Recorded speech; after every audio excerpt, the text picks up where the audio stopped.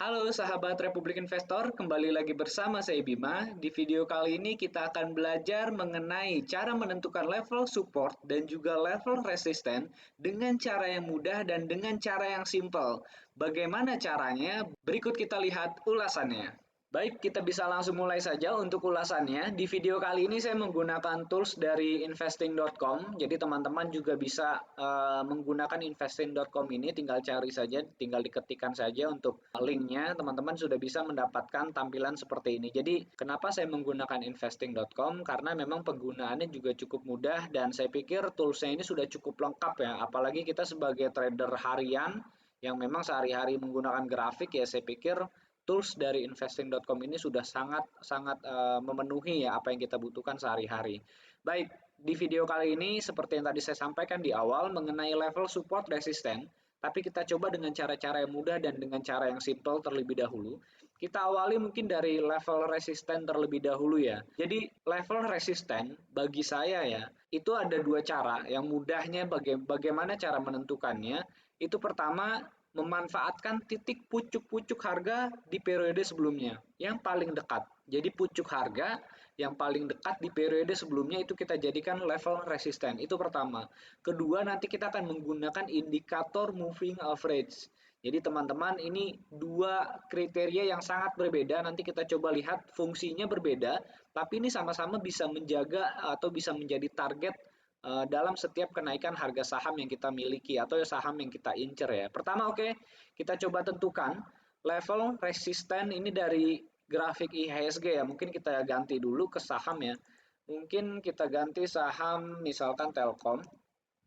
Kita ganti saham Telkom. Seperti yang tadi saya katakan, pucuk-pucuk sebelumnya akan kita jadikan sebagai level resisten untuk pergerakan saham Telkom kali ini.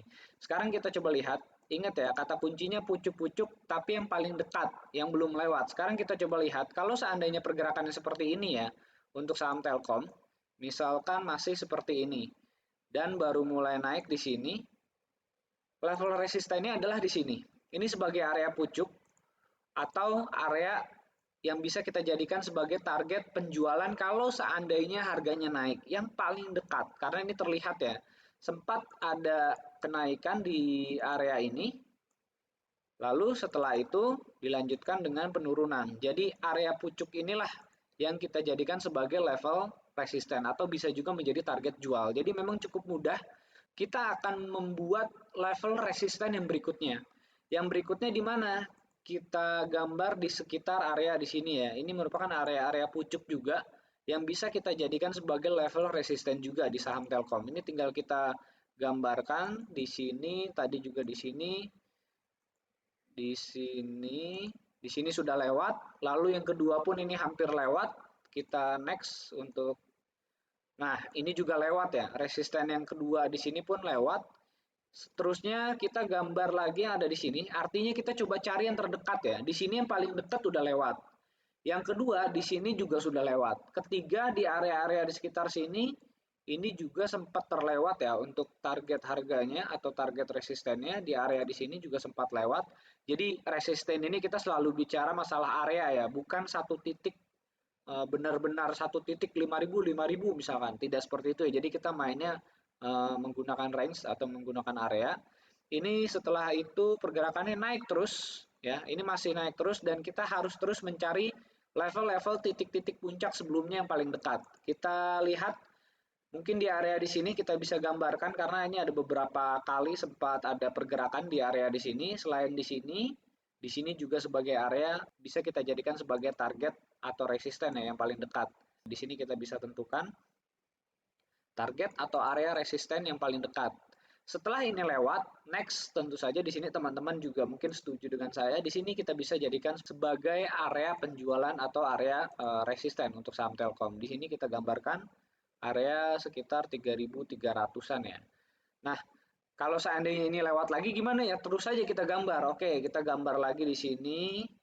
Next, kita gambar lagi di mana? Kita gambar lagi di area di sini. Nah, seperti itu dan seterusnya. Ini untuk saham Telkom. Teman-teman, silakan bisa mempraktekkan di setiap saham yang ada di portofolio kita. Tujuannya untuk apa? Biar kita tahu saham A itu resistennya di berapa sih? Jadi kita punya bayangan, oh iya kalau harganya ke sini saya mau jual dulu berapa persen.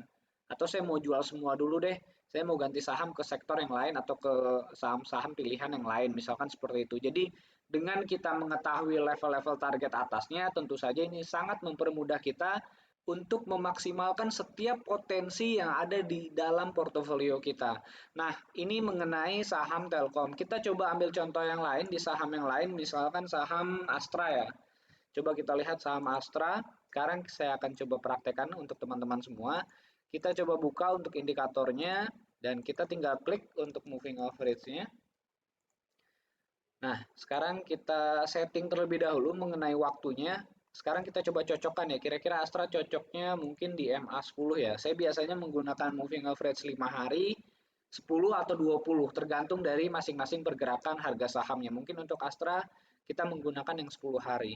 Nah, untuk target ini lagi-lagi kita masih bicara mengenai level resisten dan juga untuk target penjualan ya. Untuk Astra sendiri, dengan menggunakan moving average 10 hari sih ini sudah cukup jelas ya. Terlihat teman-teman bisa coba lihat ya. Di sini setelah dia breakout, artinya di sini titik pembelian. Di sini titik pembelian terbaik sampai terjadi perpotongan kembali, di sini baru kita melakukan eksekusi jual. Jadi di sini yang kita jaga ini justru level bawahnya. Jadi batas atasnya itu bisa terus dimaksimalkan, sekalinya ada perpotongan, buru-buru kita langsung melakukan take profit. Saya sih berharap teman-teman bisa disiplin ya untuk menentukan target resisten dan juga target penjualan untuk sebuah saham. Kita coba saham Antam dengan menggunakan moving average, Antam Stok Jakarta, oke. Nah, dengan menggunakan MA10, kita masih pakai MA10 terlebih dahulu. Untuk saat ini masih cukup aman, masih relatif cukup aman. Setelah dia breakout di sini, sebagai area pembelian ya. Tentu saja setiap kena level support ini sebagai area pembelian lagi. Teman-teman juga di sini bisa beli lagi. Beli terus selama berada di atas area moving average 10 harian. Jadi teman-teman masih bisa melakukan pembelian ataupun yang sudah punya masih bisa hold kecuali ketika nanti terjadi seperti saham Astra ya, di mana antara moving average dan harga itu mulai berpotongan ya. Jadi kuncinya memang sangat mudah. Jadi kita bisa benar-benar disiplin dalam menentukan strategi yang sudah kita tentukan dari awalnya. Jadi semoga saja dengan cara seperti ini teman-teman bisa lebih memaksimalkan profit yang memang sudah didapat saat ini.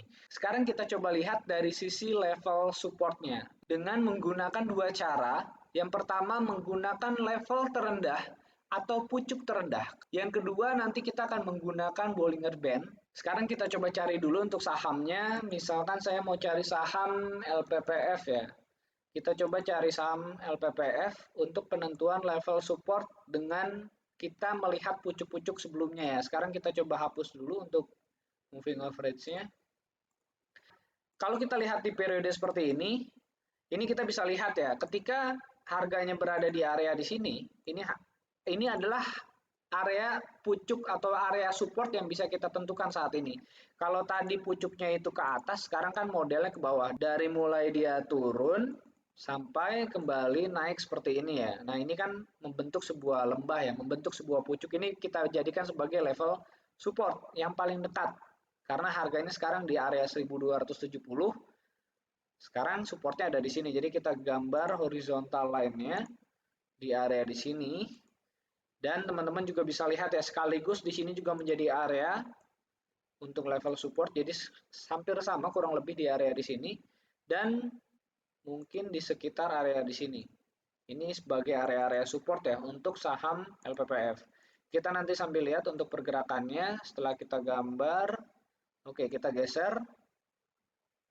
Nah, setelah kita geser ternyata harga sahamnya justru mengalami penurunan lagi dari level support yang paling dekat sebelumnya. Dari yang di sini jebol, di sini jebol, di sini sempat bertahan ya. Ini sempat bertahan di area di sini.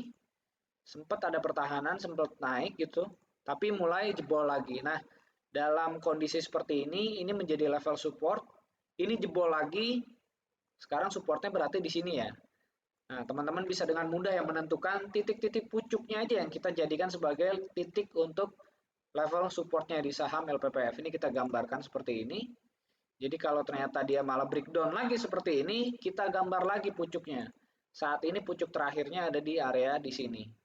Jadi kalau seandainya nanti turun lagi untuk LPPF, kemungkinan besar support yang paling kuatnya adalah di sini. Kalau seandainya nanti turun lagi. Sebaliknya nanti teman-teman harus cek juga level atasnya atau level resistennya dengan cara tadi ya menentukan pucuk-pucuk untuk resisten di periode yang paling dekat sebelumnya. Sekarang kita coba lihat, nah memang sebelumnya LPPF cukup jauh ya, level support LPPF di area di sini tuh cukup jauh, bahkan ini merupakan angka terendah sepertinya untuk LPPF. Jadi kalau kita lihat garis besarnya pun sebenarnya LPPF sudah cukup rendah untuk harga sekarang. Kalau seandainya teman-teman sudah mendapatkan posisi terbaik, sudah melakukan pembelian di area ini, silakan tinggal menentukan level resistennya. Tentu saja seperti konsepnya sama seperti yang tadi kita sudah gambarkan sebelumnya. Kalau seandainya posisinya sekarang di sini, kira-kira di mana untuk level resistennya? Yang pasti di sini ya, teman-teman sudah sama-sama lihat. Di sini terdapat sempat ada kenaikan dan dilanjutkan dengan penurunan. Artinya terbentuk sebuah pucuk di sini. Di sini kita jadikan sebagai area resisten untuk saham LPPF. Nah, untuk level supportnya tadi ya di area di sini. Sekarang kita coba cari lagi saham yang kondisinya sekarang lagi mulai turun itu seperti kemarin MNC ya. Dan kita akan menggunakan indikator Bollinger Band. Kita tinggal isi saja indikatornya.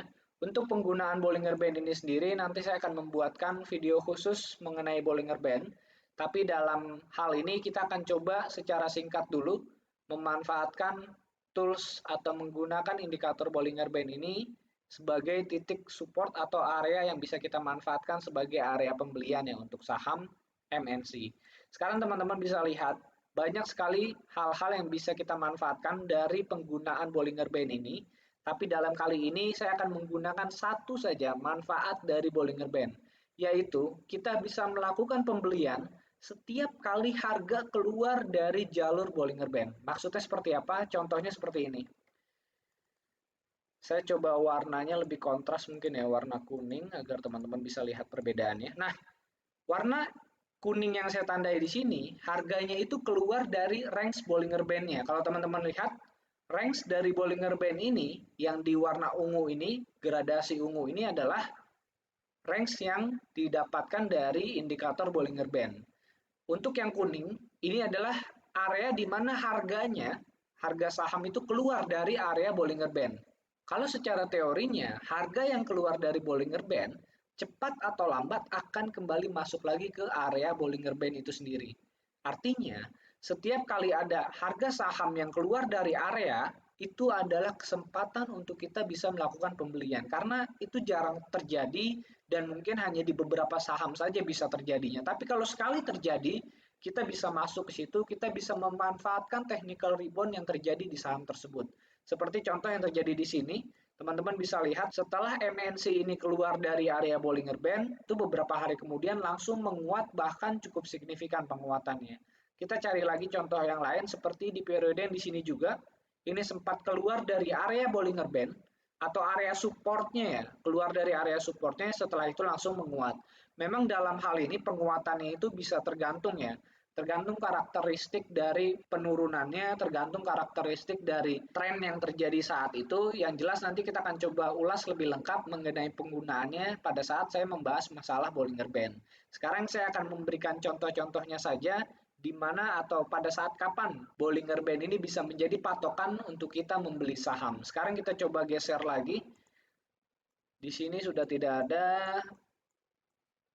Nah, ini juga sempat keluar sedikit.